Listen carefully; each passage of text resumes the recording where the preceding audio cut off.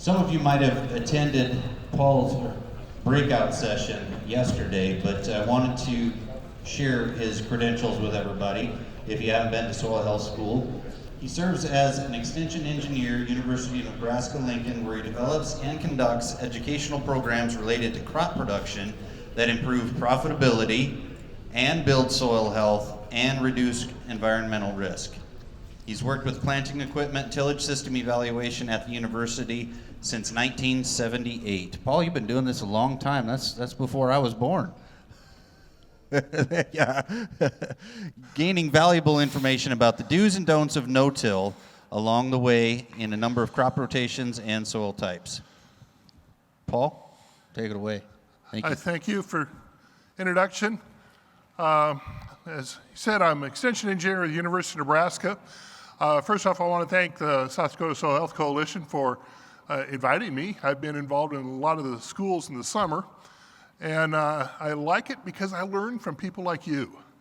And when it comes to learning from people like you, I've got statewide responsibility in Nebraska, but I've done meetings across the U.S. and in about 10 different foreign countries as well, learning from what are people doing in the field.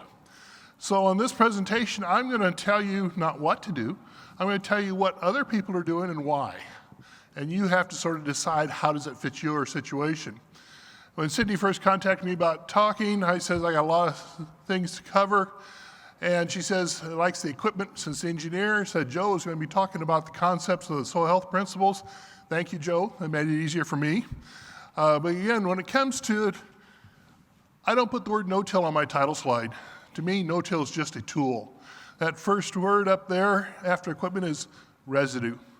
To me, the residue is the most important thing out there. Now, it's changed some, that cover crops being introduced and planting green, things like that, but it's still having that biological material on top of the soil surface is a big difference. Talk a little bit about adjustments, operation, how does things fit together to make it more successful for you. And again, there's a variety of tillage systems out there. When I started in 1978, I was looking at evaluating the different tillage systems, and my master's thesis was actually planter performance in different tillage systems. And again, the different tillage systems here, ranging moldboard, plow, disc, chisel, and no-till. I'm a fan of the no-till from what I've learned across the years, and what it comes down to is once the system's working with you. Now, the reason it wasn't working with you perhaps in your first or second year is because what we've done to the soil before. We want to be farming in nature's image, and nature doesn't do tillage. So that's where no-till really works easy. But again, a lot of people think, well, he's the equipment man talking about planters. It's going to start with that no-till planter. No, it doesn't. Joe said it starts with the crop you planted. I say it starts with how do you harvest that crop. Notice in front of this, all the equipment, the residue, uniform height, uniform spread. I want uniformity every day of the year when I look out at my fields. And again, we got to think about that. And here's one of our fields, Rogers Memorial Farm, where I do most of my work. It's about 10 miles east of Lincoln. We're just south of Interstate 80. Give you a little preference or location there. Here's one of our fields already planted. And a lot of people say, well, don't you need to run residue movers? I started no-tilling in 1978. Residue movers hit the market in the 90s. I was no-tilling for 15 years before they were even invented. They said, don't you need to move the residue off? And I go, why? Right now, every seed is under the same residue cover, in the same soil temperature, in the same soil moisture. That's going to give you your most uniform growth, and it's uniformity that gives you yield. Now, when it comes to uniformity, where did the combine run the year before harvesting the soybeans?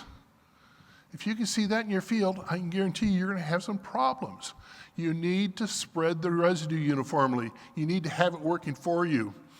You know, in the olden days, we had bat spreaders in the combine, and people didn't think too much of that little pile of residue hiding there on the axle. Well, I didn't think too much of it either when it fell off and it plugged up the drill or the fertilizer bar or the planter.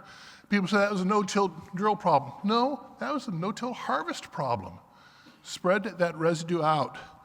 Platform headers, we need chaff distribution. Need to spread that chaff behind the combine. You know, this combine's got a chopper on it. A lot of people like choppers because it breaks up that residue, spreads it out. That broke up residue decomposes quicker. I hate choppers because it breaks open that residue and it decomposes it quicker. We quit running choppers about 10 years ago because our soil biology is so high. I don't need help getting rid of the residue. I need more residue out there. But the other thing is, without a chaff spreader on there, there's a windrow soybean pods. Pods, bare soil, pods. Next spring, that's 2 different soil temperatures, 2 different soil moistures. Spread the chaff as well, spread the pods as well. And it used to be we had to go to aftermarket companies. This is from Straw Storm and Chaff Storm out of Canada to spread that residue, spread that chaff. When you look in front of that combine, it's uniform height. You don't see windrows of things. That makes no-till a lot easier. Now the good news is industry is responding to our demands. We as consumers wanted that combine to harvest. We also want it to spread the residue. So now, rather than going to aftermarket companies, the manufacturers are giving us better residue distribution. And as an example, John Deere new power boards, we can start spreading it better. There's Klaus combines, use the chopper, the Redicop really spreads well. Some of these new spreaders out there can spread 40, 50, 60 feet wide, if you believe they're advertising. But again, spread that residue out, make it work for you, get it to spread.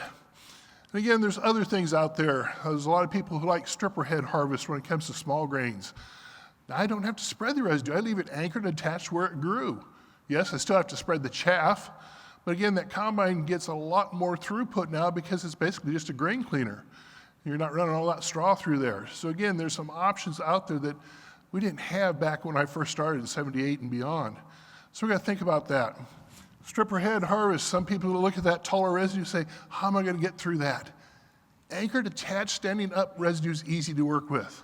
A friend of mine out in Alliance, Nebraska, irrigated wheat, plant with an old John Deere Maximerge 7000. You'd be amazed what you can go through when that residue is working with you rather than against you. Now, in our research farm, we're not quite that big. We're on the farm I do most of my work on is a terraced farm that was terraced back in the 60s with face slopes on the terraces that were 15 feet. And so we're primarily on 6-row equipment. It's only a half-section farm. That's more than enough for a half-section farm to go with the smaller combine. And at this time, we were running what I call the silver cedar. I said we don't run the chopper anymore. That straw is out there full length. We're spreading the chaff. You don't see a chaff windrow there. But again, process that at harvest time to make no-till a lot easier. And again, anchored attached. As I hit it with the planter, the drill, the fertilizer bar, whatever, it's going to be held. I can pass across it. One of the worst things you can do is knock residue loose and have it not attached, and then when you hit it, it's going to move. And when it comes to these new high-speed discs, when it comes to vertical tillage that detaches the residue, I don't like that. I want my residue anchored. And it's going to stay in place, especially when the wind is blowing. So again, we got to think about that. Now on corn harvest, I don't worry about chaff distribution. I don't actually worry that much about residue distribution because if the corn head is doing its job, it is processing the stalks downward, only sending the ears into the combine. So coming out the back should only be an occasional tassel, the cobs, the husks. So again, we got to think about how our combine's being set up. All sorts of new snapping rolls showing up in the market. A lot of them are designed to shred the residue.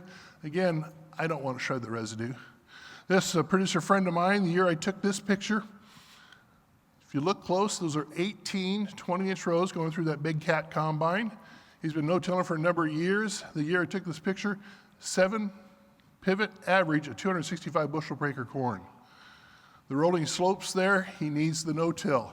But again, look how little's coming out of that back of that combine because the corn head is processing the residue. And again, that's what we got to think about. It's processing the residue to make no-till easier, not just harvesting the crop. Now, let's see how brave any of you are. Who'd be afraid of no-tilling into that? That is freshly harvested 90 bushel corn with a combine that didn't really process the residue. It was intermeshing snapping rolls. The intermeshing snapping rolls didn't let the residue between them. As you drove forward, the stalks leaned and you basically combed the ears off of the stalks. Those stalks aren't crushed, they aren't opened up, they're just standing there.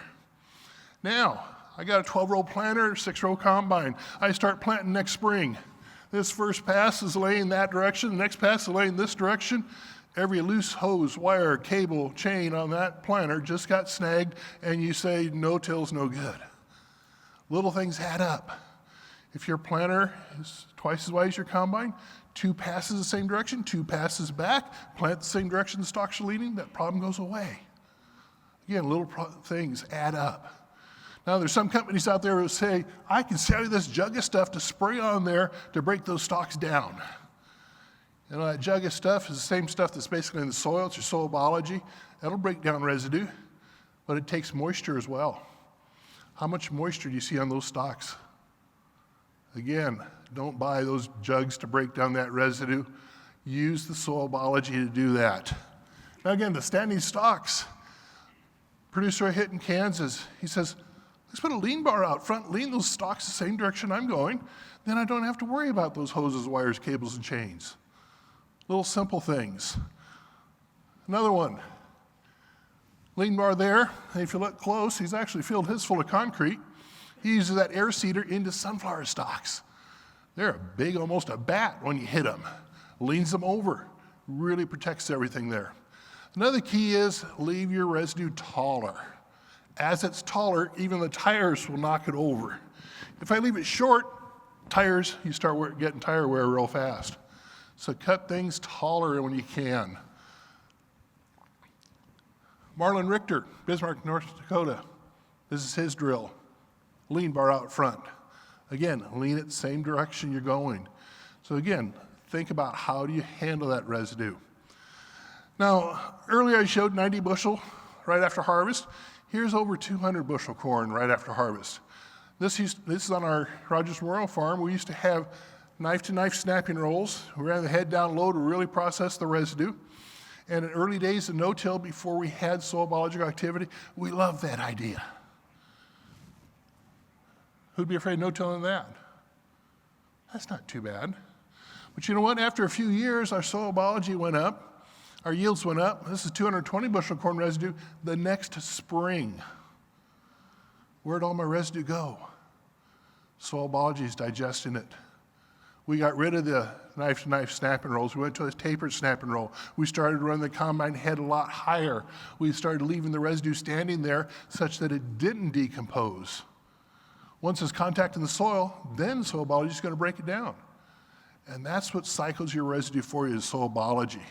Leaving it taller, you'll get more snow capture.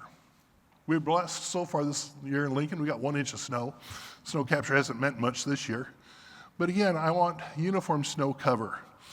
Need a little help on driving perhaps here, not a real uniform row there. But again, uniformity every day of the year. Now, let's get a little more of my learning experiences. In 1981, I started working full-time for the university, and I had this grant to study fuel and labor under different tillage systems. I established a set of plots. I had mower plow, fall chisel, spring disc, spring double disc, no-till with and without row crop cultivation. 1981 on a little 3-year grant. When those plots got started, I didn't know anything about no-till. I was the equipment man, the engineer. Engineers in our program, we didn't have to take a soils class or fertility class, any of those things.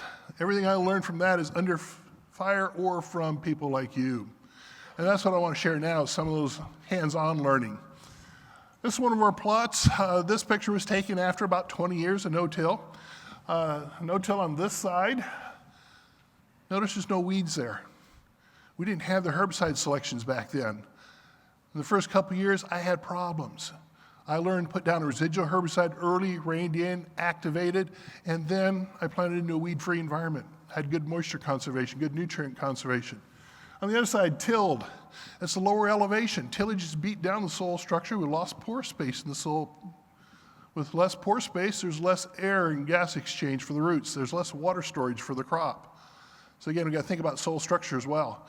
There's some seed on that tilled side that's in dry soil or some under a crust.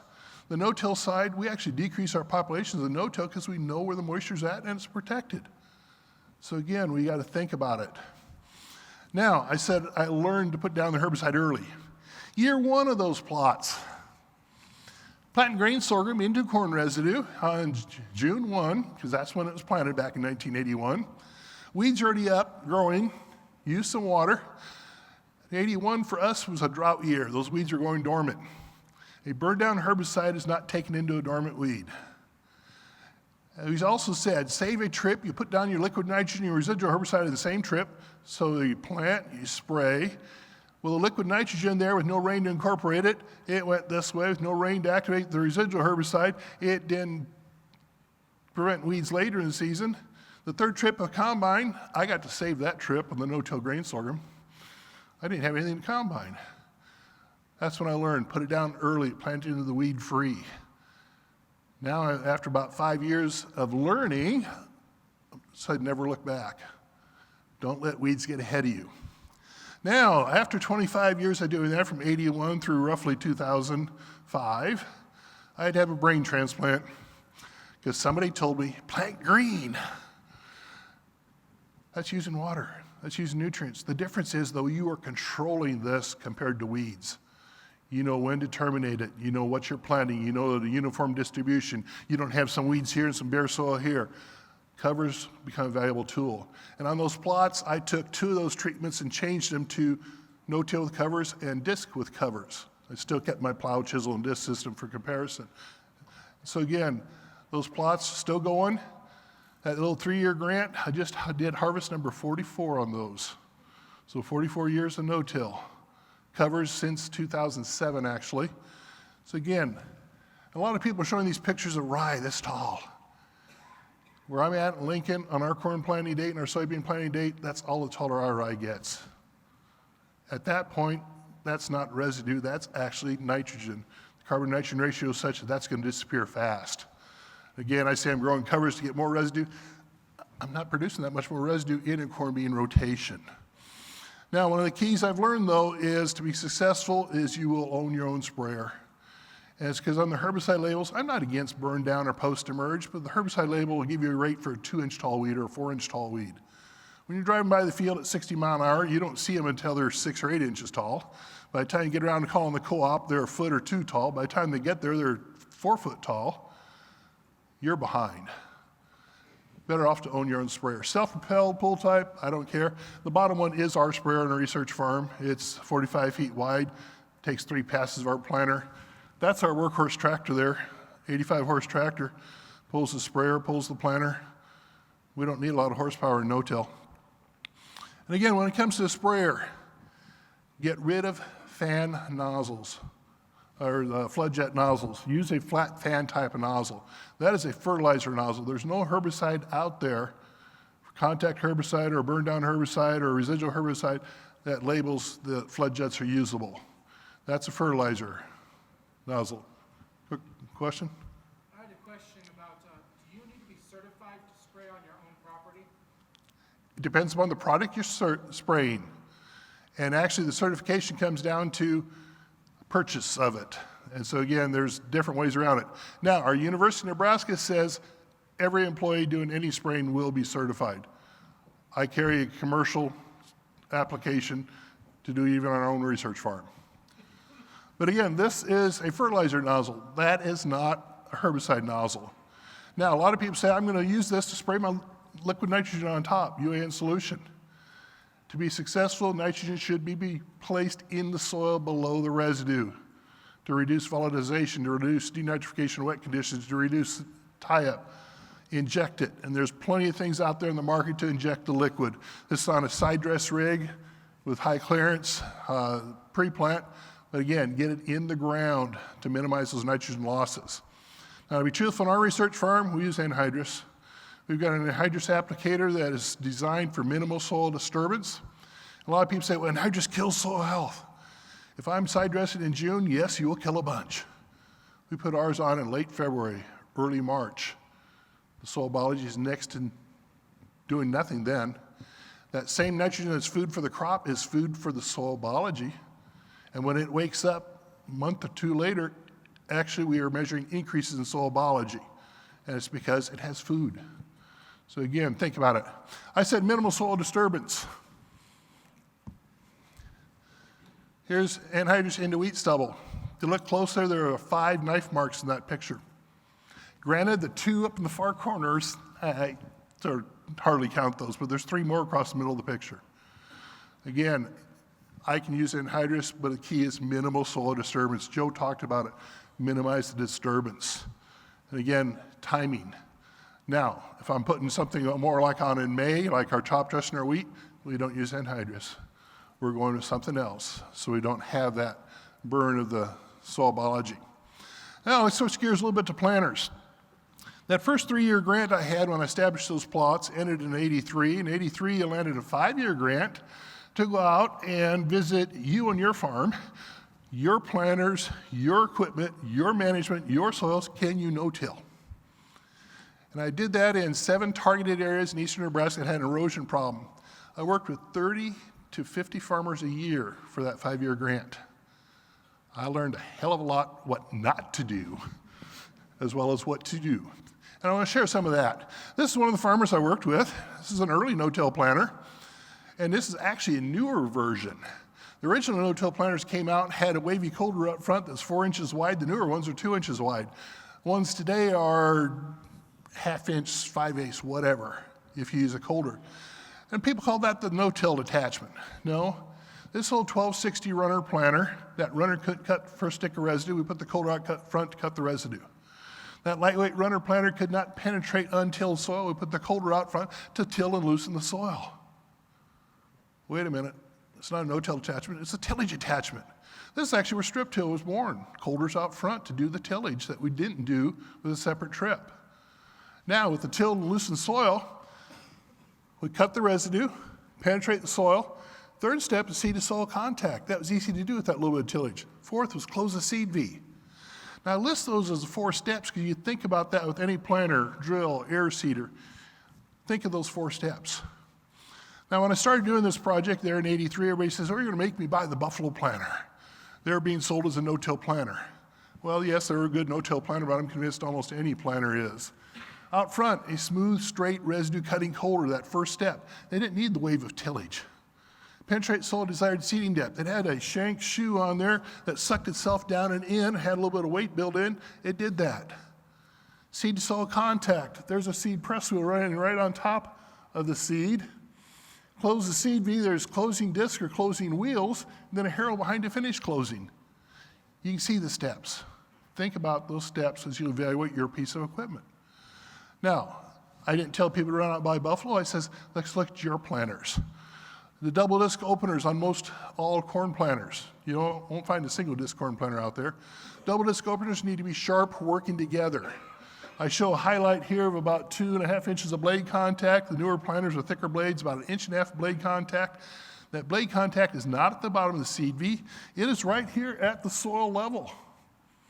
That's where the residue is. Make sure those blades are sharp, working together. They are sharper than any coulter out there. Again, when you get that adjusted, it'll cut a lot of residue. That's what we use. Now, some brands use a stagger disc opener, one in front of the other. This is the Deutz Ellis planter, now it's painted yellow, marketed by Landell. Case IH uses a staggered disc. Which are better? It's all salesmanship. I'm convinced as long as they're working together, they'll do the job. That first step of cut or handle residue, it's easy when we look at disc openers. And one of the farmers I worked with back there in the mid-'80s, he loved planting down the old row, and this is one of his corn plants coming up. And a lot of people say you can't plant in the old root ball. I agree, you don't plant in it, you plant through it. Anybody who's dug up a corn plant early in the season knows the seed was down here, up to the predetermined coleoptile length. When the mesocotyle was stretching out, bang, the nodal roots are formed.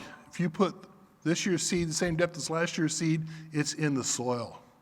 You plant through the root ball.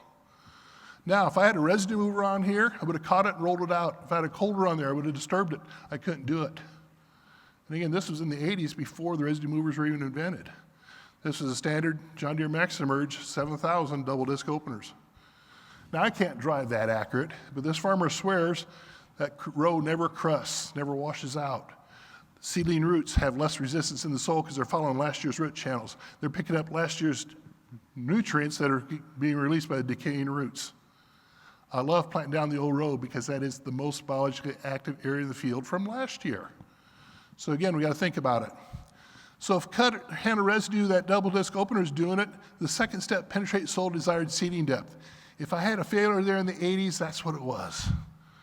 The planters were simply too light back then. Now, we had ways around it. Show doubled up down pressure springs here on the Deere.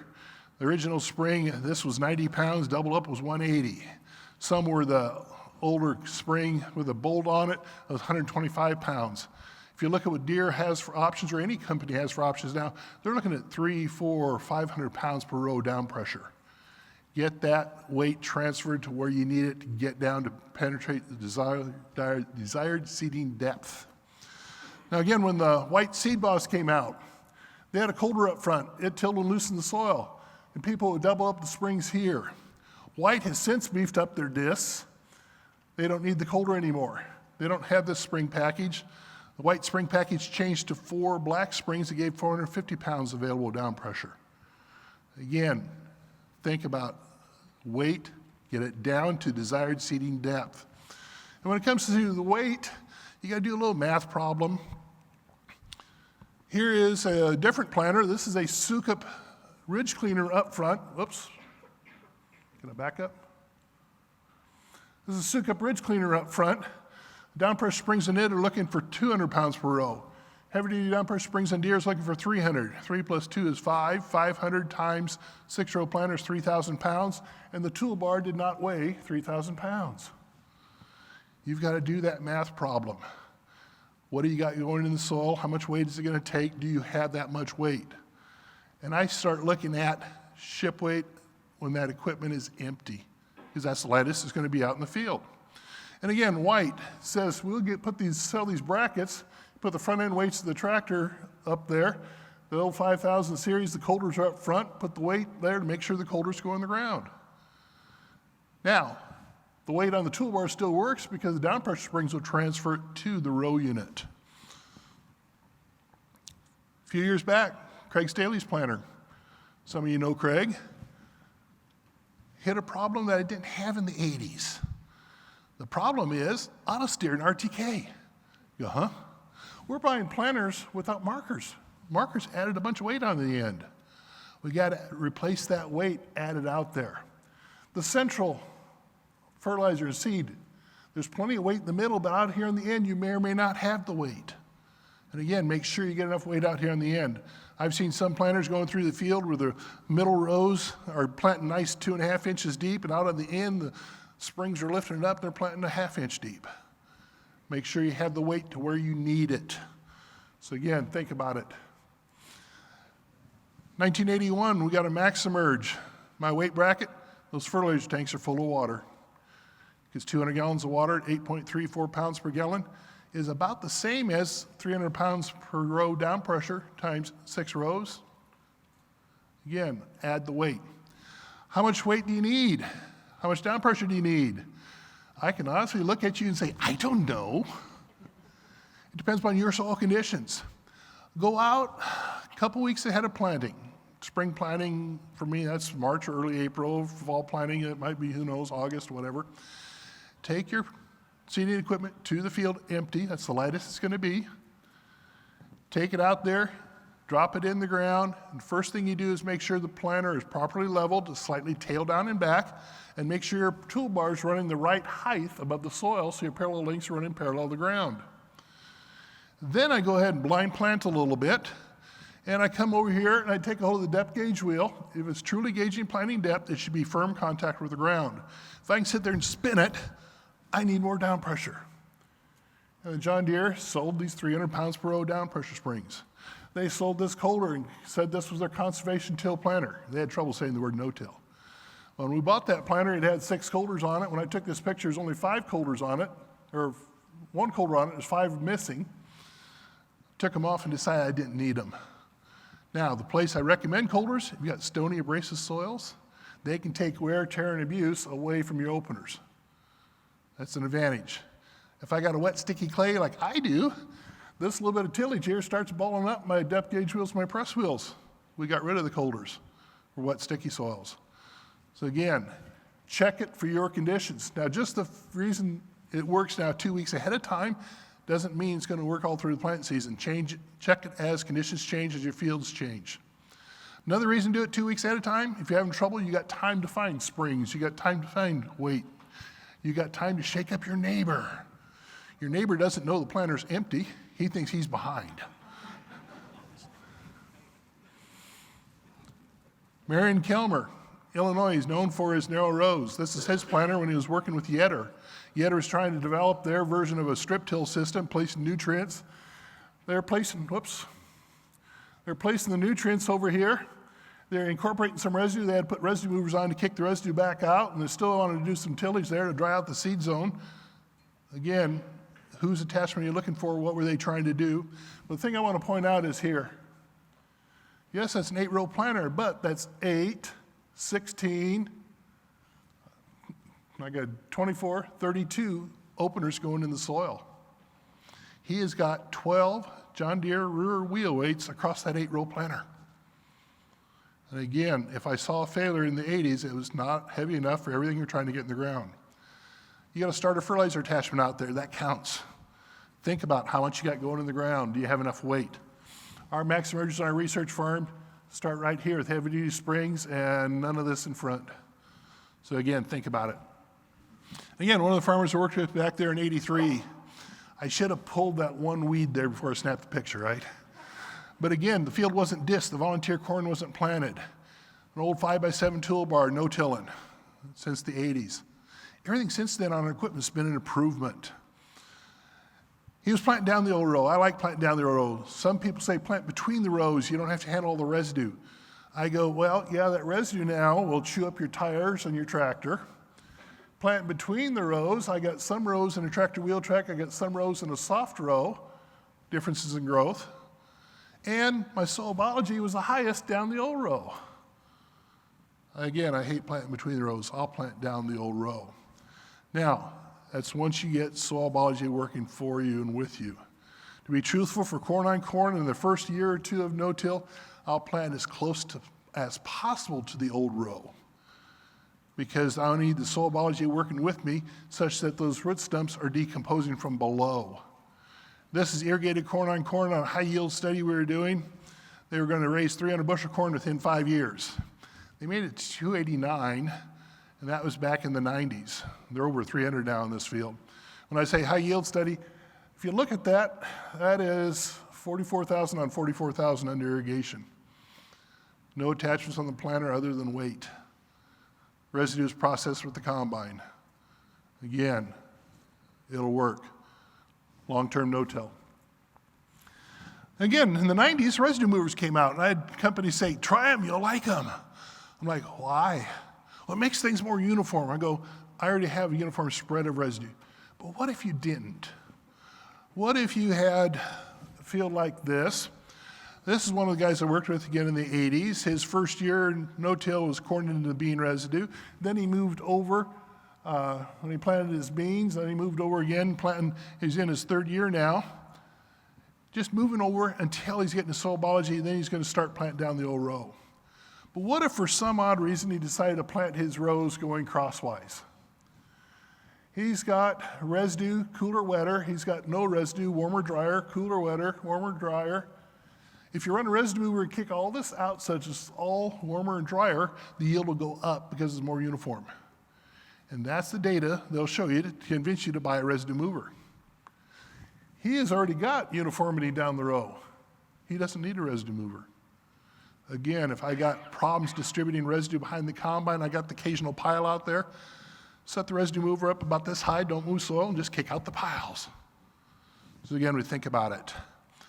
Kick out the piles. Here's where we're doing some research, trying to run a little deeper, trying to kick out all the residue, corn on corn, and we're moving too much soil. It's a residue mover, not a soil mover. But you know what? In Nebraska, the wind blows. It looked pretty the day we planted. The wind blew and some residue blew back. Here was warmer, drier, cooler, wetter, warmer, drier. This actually leafed out under the residue. Everything I'm describing there decreased our yields because of non-uniform stands. When they said, try it, you'll like it, we says we don't like them, we don't run them. Now, to be truthful, for the researchers who want to move residue, we've gone to a floating residue mover with a depth band such that it doesn't gouge the soil. And there's many different brands out there. This one happens to be the Martin Till, but that depth band's important there so it just floats on top and doesn't gouge if you got some rough rolling ground, floating. And again, a lot of people say, well, you can't handle all that residue. It's going to be too cold and wet underneath there. This is soybeans planted April 15th into about 90 bushel wheat stubble. In an area of the state where our soybean physiologist says in tilled soil, you should be planting on May 1 because the soils aren't warm enough till then. May 1, my beans are already up. It's a well-structured no-till soil. Cold, wet soils is where water is being ponded up top, doesn't drain away. Well-structured soil, it's soaking in for me. I'm using it later in the season. Again, after a few years, you'll never go back. Now, cut and handle residue, penetrate the soil, desired seed depth. Establish seed soil contact, close the seed V. 1984, farmer I'm working with near Blair, Nebraska, the Missouri River bottom. He says, I've got an old International 400 runner planter. I got a chopper on my combine. That residue's no problem, that sharp AccuPlant runner, I'll put sand in the insecticide hopper and tighten the down pressure spring. He cut the residue fine, he penetrated soil fine, seed to soil contact, close the seed V. If you're familiar with the old 400 cycle, it had a press wheel about this wide on back. Oops. You ready for this one? It rained that night, that silted in, covered up these seeds, and that did 13 bushel per acre better than a disc field cultivate next to it. He bought a new planter that fall, early riser that has the improvements in back, and he's been no-tilling ever since. Think of those steps. Think of those steps. John Deere has angle closing wheels. Early days of no-till, everybody said buy the cast iron press wheels. Cast iron press wheels were invented for the guys in Kentucky, Southern Illinois, Indiana doing double crop after wheat harvest. Wheat dried out the ground, dry and hard. They needed extra help getting seed to soil contact. They needed extra help pressing that seed V closed. It's not designed for wet soils. It's too aggressive. Standard rubber closing wheels that we use on our John Deeres. Now, the other thing is, John Deere made those angle closing wheels back when planting depths were 2 to 3 inches deep. And some people say, well, no-till, I'm going to plant shallower where it's warmer, so the plant comes up quicker. Imagine pressing down here, and I'm going to exaggerate distance here. This is 1 inch, this is 2 inches. Open up the seed V, drop the seed in there, squeeze tight at 2 inches, and we actually squeeze so tight that some loose soil bubbles up, and from the road and tilled soil, you can see the distinctive W. And in the early 70s, you knew what neighbor bought a Maximerge. Going to no-till, open it up, drop seed in there, squeeze tight at 2 inches, no loose soil to bubble up, and everybody panics. I didn't close the seed V, grab the 3/4 inch and start tightening that bolt. Or the new quick adjust handle, start tightening that. Squeeze tight, squeeze tighter, we get sidewall compaction. Sidewall compaction is created usually in back by overpacking the seed. People say it's caused in front when you open the seed V up. If you're closing the seed V, you're fracturing the sidewall. Sidewall compaction is caused more often in back. Now, when it comes to closing in back, again, 2 to 3 inch plant depth. That's okay, the new Maximerges, they take this bolt out, you move a spacer washer over, and you move those wheels in or out for shallow planting, deep planting. I don't know anybody who does that, especially when it takes about 15 minutes per bolt, and on a 24-row planter, there's 48 bolts. We find it's easier just to plant 2 to 3 inches deep with the Maximerge. Okay, here's Milo, planted 1 inch deep. And again, rather than 2 inches, let's go only 1 inch. Drop the seed in here, squeeze tight down here at 2. You don't even have a chance. We plant our Milo at 2 because we're using a corn planter designed for 2 to 3. We plant our beans at 2.5. We plant our corn past 3 in a well-structured no-till soil. The key is evaluate seed to soil contact separate from closing the seed V. If seed to soil contact is there, do not tighten the wheels up. Do something else to close the seed V. There's plenty of other things out there to do that nowadays in the market. Well, one of the first things I check is the planter nose down. If your planter is running nose down, you're going to have problems cutting and handling residue. Exacta, on their guide, they'll say 2 to 4 inches or 2 to 4 degrees tail down. I say tail down and back as well. As you go tail down, first, this one's nose down. As you go nose down, this pivot point comes up. This tailstock is now slanted downhill. Those wheels do not pinch the seed V closed. If you are running it with the tailstock like that, take a look at your planter. Actually, when it's raised up and tailstock's all the way down, if you ran it that severe, you would actually V-plow the seed V open. As you bring that tailstock level to actually a little further, you get better pinching action.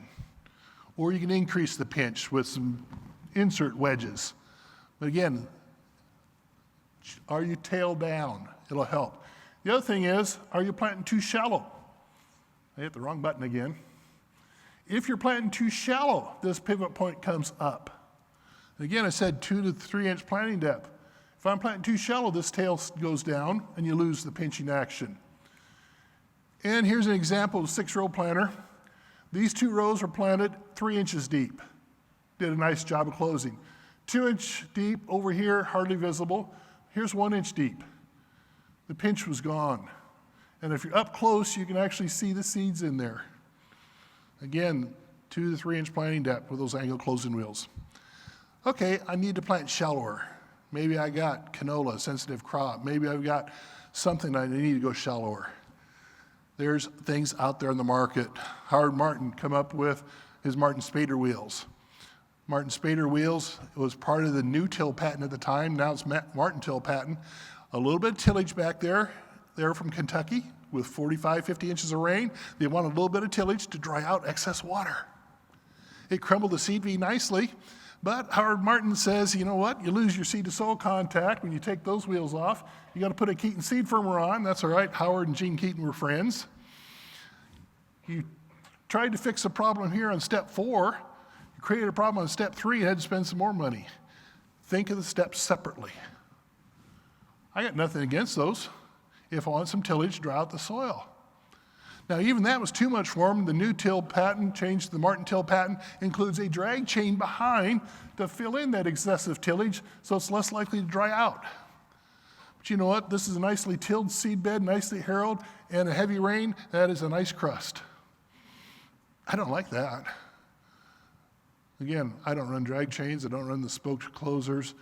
We run deeper with those standard John Deere wheels. Now, if you do need that loose soil there, loose soil. Keith Thompson, the inventor of the Thompson T wheels, sold by Exapta. He's got one over there. Keith designed this, and Exapta then picked it up and marketed it. Unlike the Martin Spader wheel, it has self-limiting little triangles there to crumble the soil in, not dig deep. And by crumbling that soil in, it gives them some loose soil there. Keith's got what they call a shrink swell clay soil. You might close it today, perfect. 3 days of hot, dry wind, that clay shrinks and opens back up. Well, if it's tilled, loosened soil here, it doesn't open back up. Still got the Keaton seed firmer in there. Keaton seed firmer gives them the seed to soil contact, close the seed V, separate steps. My latest count, looking in the back of farm magazines, these spoked closers, 38 different ones on the market. Which one do you buy? Who invented it? To solve what problem do you have that problem? The shrink swell clay, I love this one. Excess water, you need some tillage to dry it out, I love the Martin. Again, what's your problem? Schlegel Manufacturing, Posit Close. It does crumble it nicely, gets rid of the sidewall compaction. It was a little too wet in this sand. He had sidewall compaction, fractured it nicely. That Posit Close with a row cleaner in front works great. Without a row cleaner in front, corn stalk will bridge underneath here and hold it out of the ground and it won't work. And real wet, sticky clay, this is like a Play-Doh funny pumper, and it'll cut up little dice for you that dry in little rocks. So again, who invented it for what condition? For a sandy soil, it's not bad. Non-stick poly, supposedly, the furrow closer out there. Different ones on the market.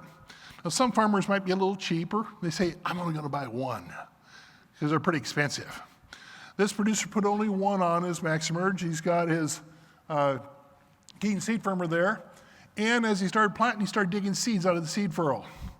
He said, no problem, I'll take a cutting torch and cut 1 inch off of every one of these teeth across a 12-row planter, and it took him a little while to do that. But it doesn't dig out the seeds anymore down here. You know what? Read the directions. In the directions, Martin says, you put a spacer in here to move that wheel out so it doesn't dig out the seed. The distance across the bottom here, each manufacturer has their own recommendation depending upon planting depth, depending upon soil type, so on. Read your directions. Ralph Hoswald, that's his planter. Dawn curve tine, again, one rather than two. Curve tine gives them seed to soil contact as well as that crumbling the loose soil. Different ones out there. But the majority of our producers in Nebraska are running the standard wheels, make sure that tailstock is level, make sure your planting depths are 2 to 3 inches. Works fine. This producer, he's got his residue mover on there set high to kick out the occasional pile. He's got some extra nitrogen going on up front here to make up for the carbon penalty when he's planting into cereal rye cover crop or corn on corn. Nitrogen close indexed to the row. His pop-up starter is a little blue tube hiding in here.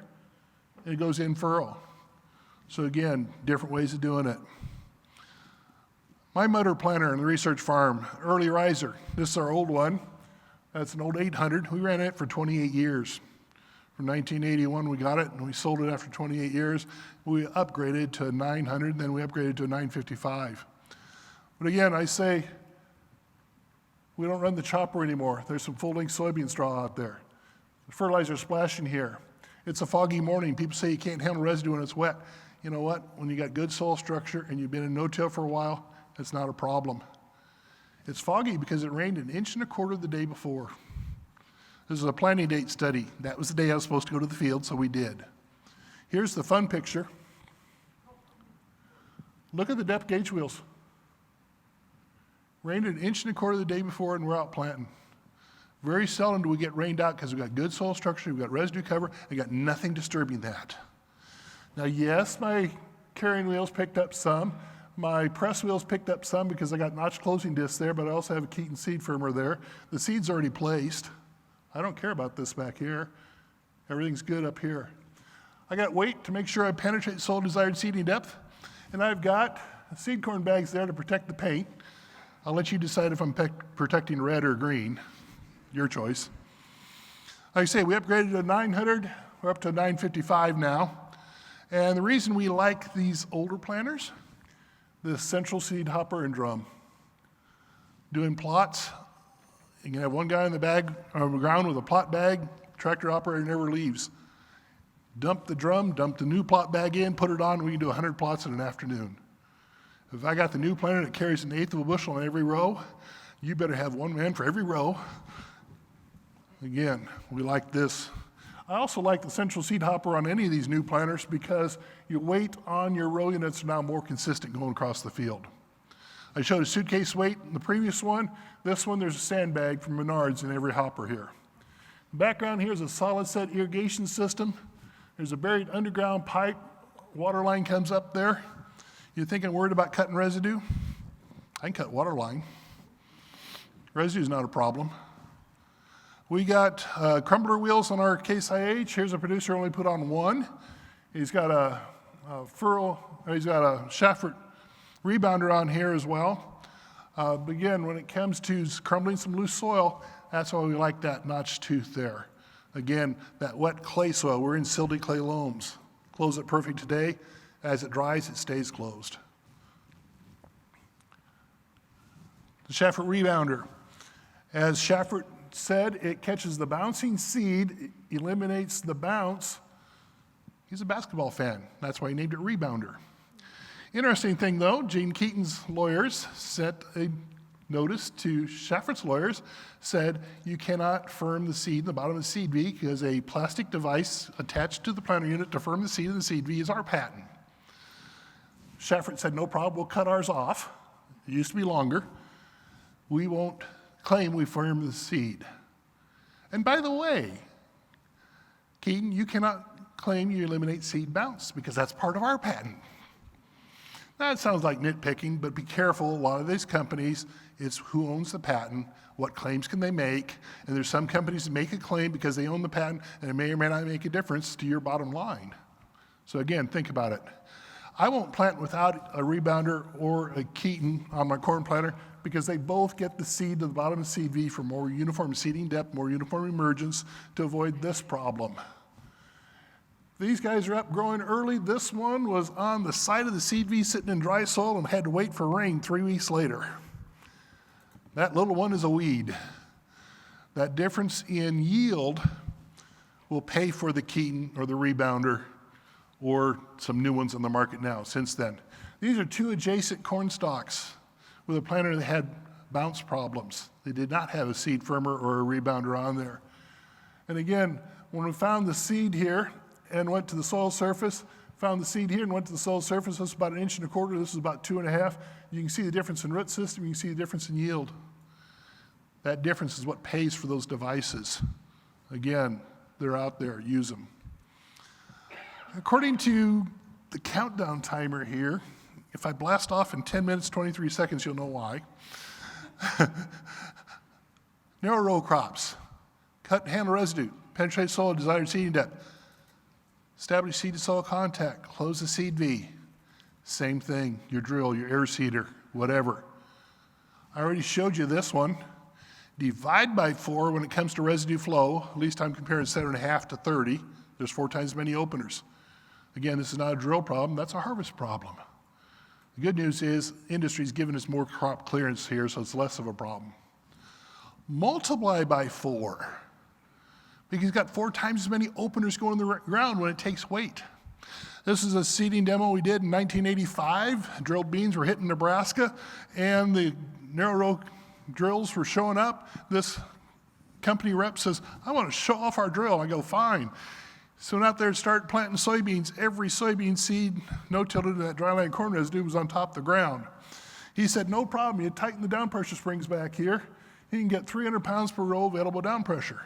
I said, all right, 300 pounds per row on 24 openers on a 15-foot drill and 7.5 inch spacing is 7,200 pounds. 7,200 pounds down pressure. I said, what's your drill weight? He says, 5,000 pounds.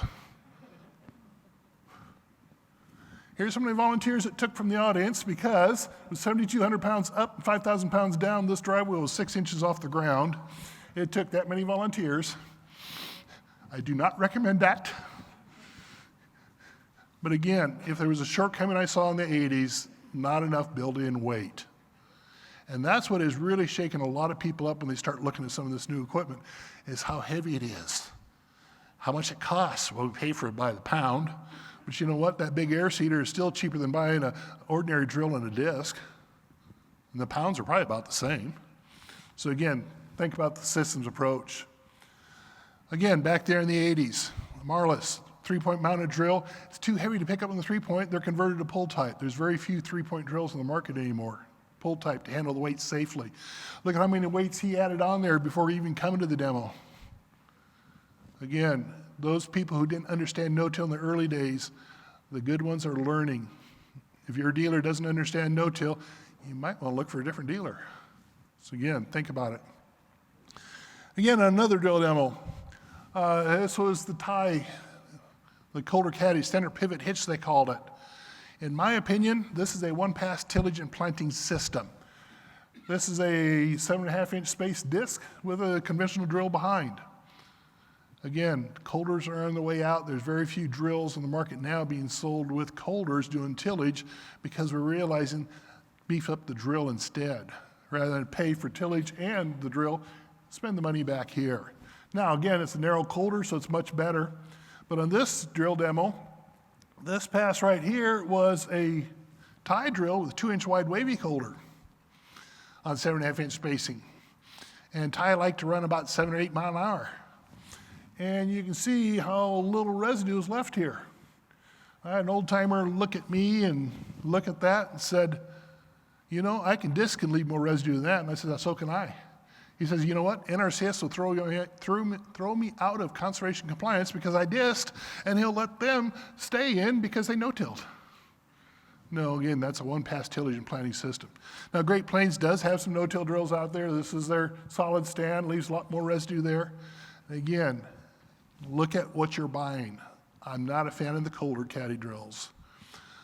Spend the money instead beefing up the drill. This is a hay buster, a Vermeer drill.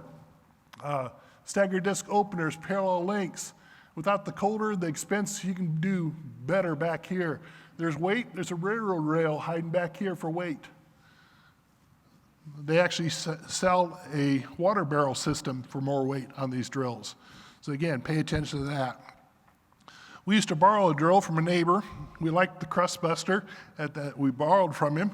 But what was interesting was, this one had 22 on 8. I like 24 on 7.5 because it fits my 30-inch rows.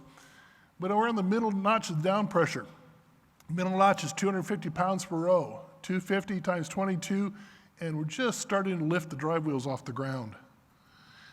That weight is not only needed here, it's needed to make sure the drive wheels stay on the ground.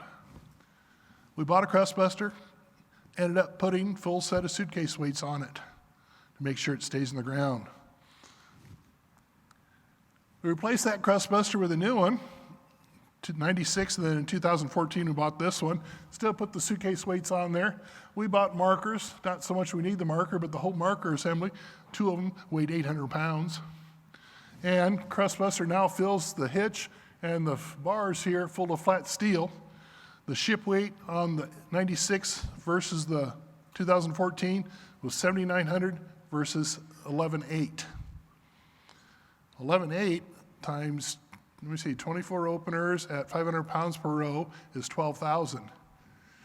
Ship weight's still not quite enough. You have to add some weight. We've added the weight. And again, I said our planter can cut water line. We patched the water line, it still broke down, and my drill can cut the water line. Luckily, we don't use that irrigation system anymore. But again, when we've added the weight, add some extra weight even back here on the walk boards. Seeding wheat right after soybean harvest. Again, uniform spread of residue, good weight, good penetration. And again, there's plenty of other drills out there. I like the crust buster double disc and depth control behind. Sunflower that way as well. The bigger drills have more toolbar built-in, more built-in weight, but you still may need to add weight. The crust buster and any drill with the depth control behind, I like it because it leaves residue standing. That's key when it comes to capturing snow in the wintertime, when it comes to reducing blowing winds. This is about 210 bushel corn residue, seeded Austrian winter peas right after harvest. This is the same field the next spring. Where'd 210 bushel corn residue go? It's being digested. Austrian winter peas are fixing nitrogen for me. Now, in a year like that, when the Austrian winter peas get up this tall, they might fix 100 pounds of nitrogen. In a cold, wet spring, when they get this tall, they might fix 2 pounds of nitrogen. I can't plan on that in Nebraska after corn and bean harvest. Now, in that project, I'm comparing legume to grass, cereal rye. In this study, this is a different year, different field. This is 25 years of no-till with a carbon cover crop after corn harvest and after wheat harvest.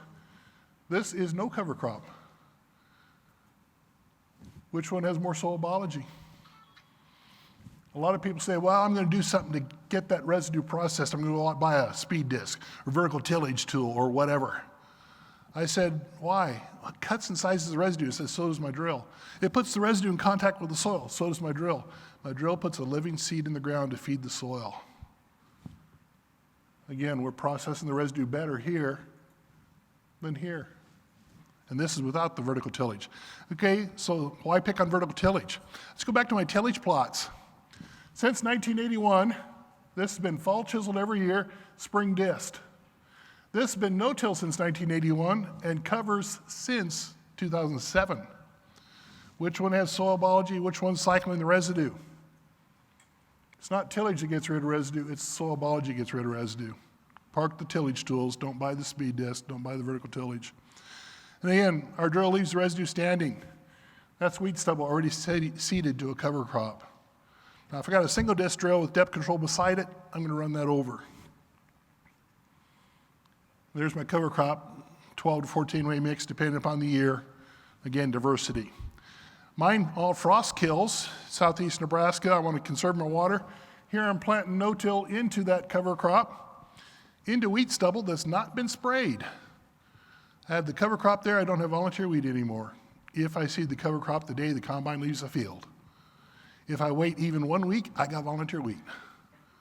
I've eliminated a fall burn down on the volunteer wheat. I've eliminated the spring burn down with the cover crop. Again, Joe and others have mentioned that cover crop is more than just the residue. Quick comments on the single disc. The single disc opener depth control beside runs over a lot of residue. And again, if you're planting soybeans in the spring, I need flattened residue to absorb raindrop impact. I can love that. If I want standing residue to catch snow, I can hate that. So again, depends where you're at. Here's a guy planting milo with his drill into standing residue. That was a cover crop after wheat harvest, all frost killed. He's out there planting his milo. He's got a hell of a mulch layer there. It's not going to dry out under that mulch layer. You create your mulch layer when you plant your next crop. Don't do it a week ahead of time because you're going to have problems planting through it.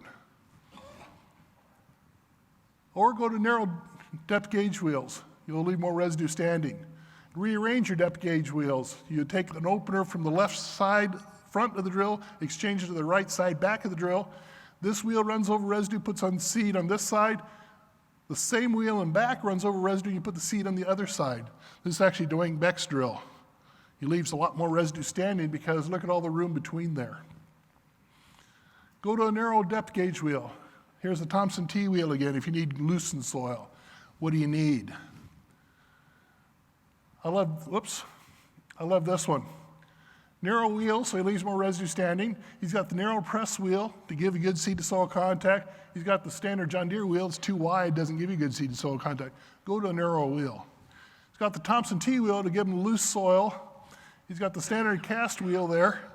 I say, which does he like better? He says, well, in dry conditions, the narrow wheel gives him better seed to soil contact, cast wheel gives him better closing. In wet conditions, this one floats a little better. In tilled soil, this one floats a little better. And this one fractures the sidewall in wet conditions. And I'm like, oh, you've got a little bit of everything here. He says, I planted a little bit of everything. So again, what do you have? Oh, I just hit 0 there. Last couple, add some weight. If your tail's coming up, you need weight in the back. Make sure that drill stays in the ground. Do that same math problem. If you've got side hill drift, add weight in the back so the tail bites the ground so it doesn't slide downhill. These are now becoming discs. These are running straight. You're not getting good seed placement. And again, add the weight. This guy's narrowed his drill down to 6.5 inches. He needed a bunch more weight because he's got more openers. Josh Lloyd spoke on this conference. Here's his air seeder, whoops. Weight added in the back. Case IH SDX, weight added in the back. Added water tanks there, extra weight. This is actually a smart idea if you got a lot of transport time. You can take out the 600 gallons of water into the truck, transport 600 gallons lighter, go into the next field. If the field's mellow enough he doesn't need the extra weight, don't put it in. If he needs it, put it in. Again, think safety and transport. Think 15-inch rows. Half as many openers, half as much weight. This is actually planted with a Kinsey planter. There's plates out there now to do covers and wheat and other things with planters. And again, the 15 inches are out there. Think about it. 15 inches are out there. The money saved on less openers, they do better openers. This looks more like a planter. Closing the one last drill I've never had to add weight to. Joe's still here somewhere. Joe knows what this is, a yielder drill.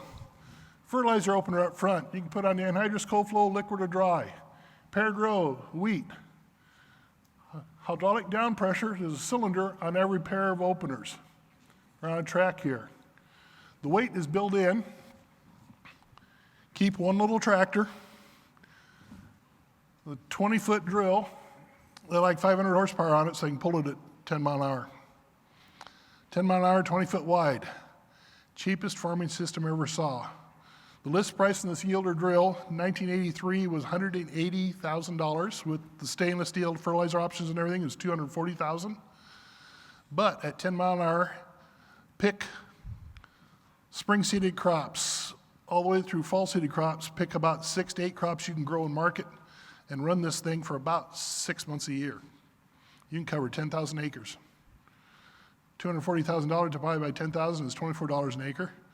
Rent a drill. That's damn near what you pay. You give it back, yours is paid for and you're still running. One tractor, one drill, 10,000 acres. Yielder drills, several hundred of them sold out there.